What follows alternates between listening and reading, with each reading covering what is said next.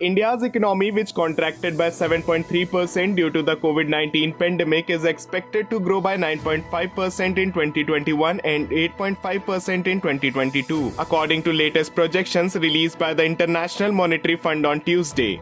India's growth projection released by the latest World Economic Outlook remains unchanged from its previous update of July this summer, but is a 3 percentage point in 2021 and 1.6 percentage point drop from its April projections.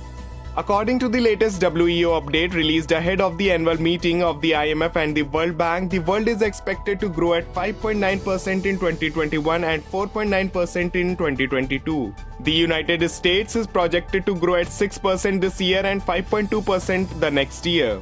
China, on the other hand, the IMF said is projected to grow at 8% in 2021 and 5.6% in 2022.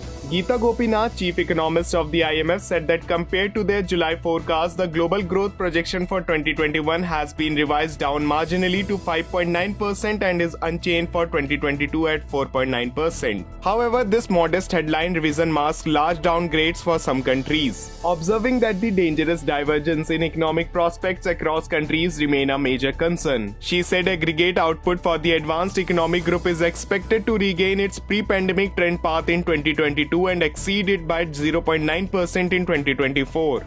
Nothing that a principal common factor behind these complex challenges is the continued grip of the pandemic on global society. Gopinath said that the foremost policy priority is therefore to vaccinate at least 40% of the population in every country by end 2021 and 70% by mid-2022.